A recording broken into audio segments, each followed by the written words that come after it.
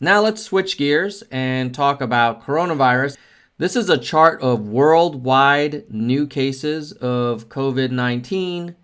And as you can see, the most scary time was probably March, where every day there were more new cases than the previous day. If you look at April and May, it's pretty much plateaued at around just under 100,000 new cases per day globally. Of course, there's some problem here with testing, and if you're not testing, you're not going to report new cases. But I think generally countries are probably testing more now than they have before, and yet the number of new cases is flat. So this is very encouraging. Some people are going to argue, well, that's because of social distancing and lockdowns. Other people are going to say, well, this means there was no problem to begin with. It's very hard to say, but one thing you could do is look at Sweden. And in Sweden's case, Sweden has not done a ton of hardcore locking down. They have done their social distancing. And if you look at their daily cases, it's also plateauing.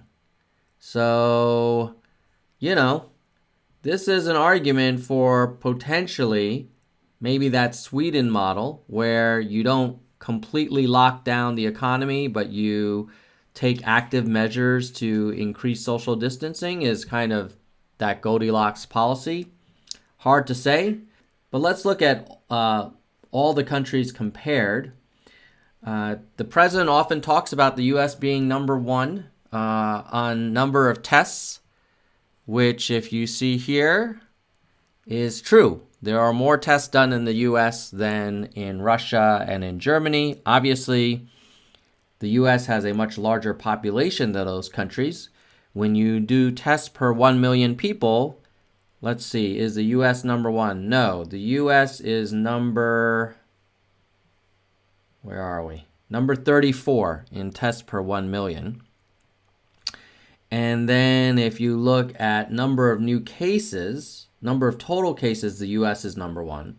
The number of new cases, Russia is number one.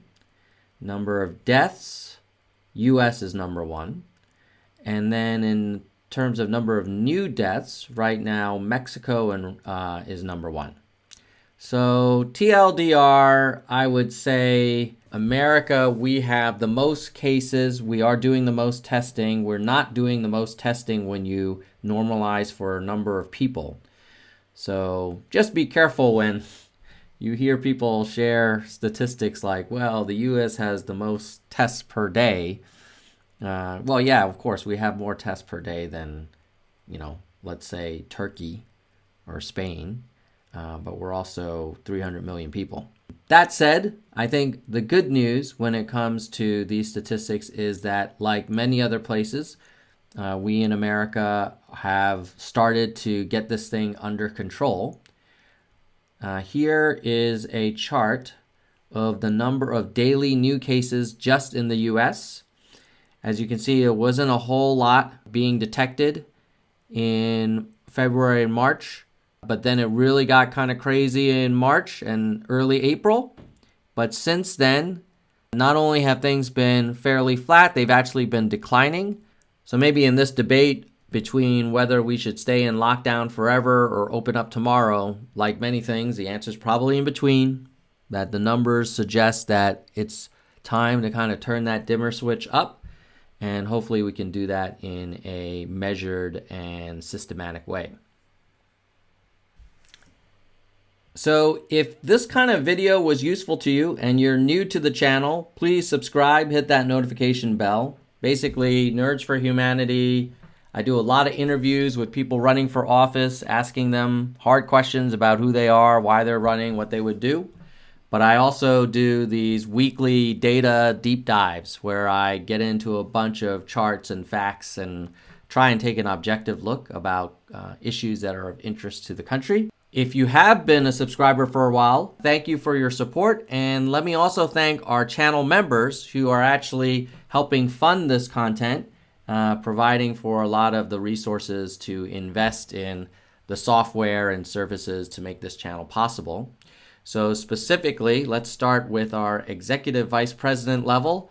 Thank you, Kristen Slevin. You've always been a supporter of this channel. Appreciate your continued support. Next level would be vice president.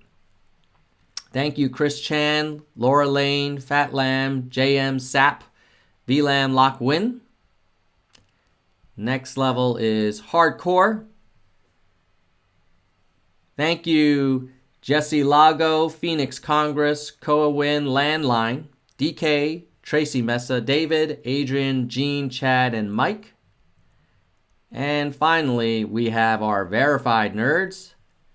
Thank you to Nell Nieves, Elizabeth Norris, Soldier One, David, Emerald DX, Mercy Ann Andes, Miles Patton, Verily Gray, Doris Emmerich, Shake and Make, Mike CK, Sophia Chen, Jadwiga Basecki, Gail Machado, James Johnson, Hitachi, Your Mommin, Peter Knight, Arez, Albert Tom, Brandon David, Sugar Sweet, Brian Kitching, Lisa Childress, and Sydney P., our oldest member, continuous member. And in terms of our newest member, welcome to Nell Nieves and Elizabeth Norris and Jesse Lago and Phoenix Congress, who have joined in the last couple of weeks. Really appreciate it. And looks like Chris Chan and Laura Lane recently became vice president. So thanks for watching. And if this is useful to you, please like and share. Comment if you have any new video ideas you want me to try and put together. And in the meantime, you guys keep it real. Goodbye, nerds!